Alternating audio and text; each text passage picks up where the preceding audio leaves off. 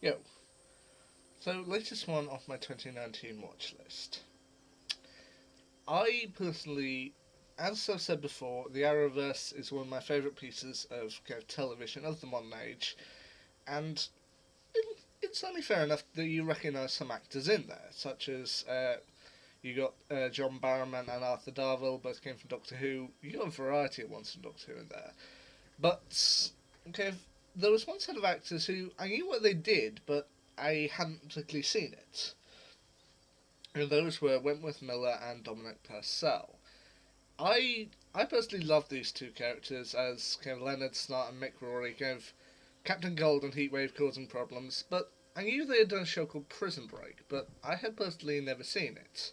It came from, I think, about 2005 to 2009, before coming back for a brief stint, 9 episode, 5th season in 2017, which I hadn't seen it. So in 2018, I popped it in, and I found it a little bit slow to start, and I wasn't sure about it, and I sadly didn't manage to finish it before 2018 ended.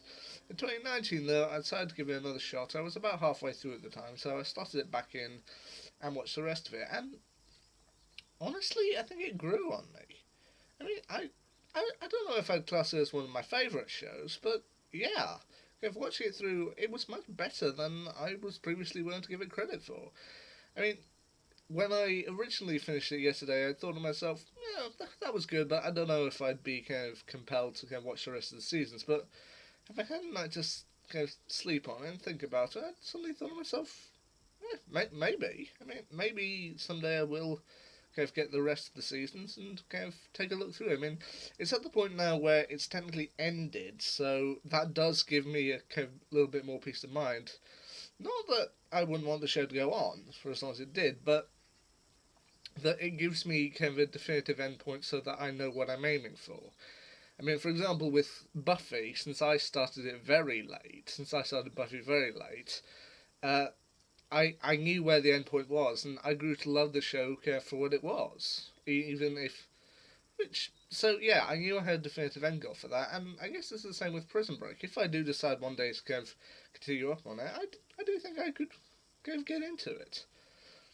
The basic setup of it is like, as I said, with the Arrowverse, you got Wentworth Miller and Dominic Purcell. You've got a man named Michael Schofield, and his brother, Lincoln Burrows, being played by Purcell, he is being wrongfully accused and held for a crime he didn't commit, i.e., killing the president's brother in cold, vice president's brother in cold blood. So, while most men will be trying to get out of prison, Wentworth Miller's character, Michael Schofield, wants to get in so that he can break his brother out. It's a very simple plan, but then it's also very complicated as he has the entire layout of the prison worked on him in the form of a tattoo, which, if viewed properly, can actually show the layout of the entire prison. So they've got to figure a way to get out of there, and over time they do get together people in their crew. For example, you got Schofield's cellmate, played by Amory Nolasco, and other characters played by Peter Stormare, Robert Nepper, Rockman Dunbar. You also got a snitch character played by Lane Garrison, who is constantly present secretly giving away information to the to a police officer named Wade Williams, one of the wardens. Well, not really one of the officers there, who's who's a tough guy and is just trying to keep everybody in line. He's like the tough character that every cop show has. So Lane Garrison's character is feeding information to him, and you've also got a wild card character played by Silas Weir Mitchell, who's nicknamed Haywire, and he really is. He's the guy who's constantly threatening to derail the plan or reveal everything if they don't let him in, which is it's interesting to see these characters work off of each other. As you said, we got Wentworth Miller and who's focused on the job at hand, trying to get Dominic Purcell's character out. You've got Amory Nolasco's character, who's a little bit naive, but who's also likeable. I believe kind of Robert Nepper's character is kind of a bit intense in the beginning, but then kind of as time goes on, you do start to kind of get to know him and kind of like him. Peter Stormare, he's pretty good, and Rockman Dunbar, he's got a good arc as well. Lane Garrison, you kind of hate over time, but then Silas Weir Mitchell, you're also a bit scared of.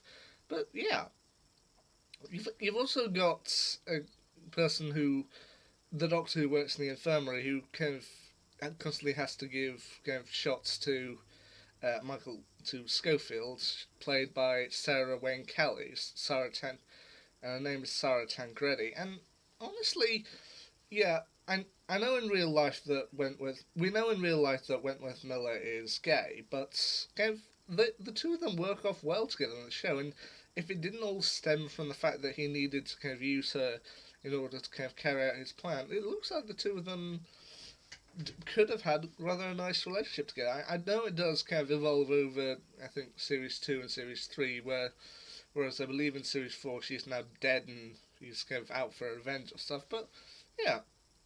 You've also got Robin Tunney in there, who is kind of working as a lawyer to kind of try and get Lincoln Burrows kind of free, or at least kind of get him a reduced sentence. And she has a rather enjoyable arc, although once again I know she is killed in season 2. And you've also got someone who's essentially the villain of the whole piece, the Vice President Caroline Reynolds, played by Patricia Wettig, who, if it was just like she believed that Lincoln Burrows killed her brother, then okay, it would have been that she just wanted to see what she saw was justice. But kind of, as the story kind of unravels and you see what she's actually doing, claiming that she needs to do stuff for the company, as it's you see that there's a rather dark side to her, and she is really the villain of the piece.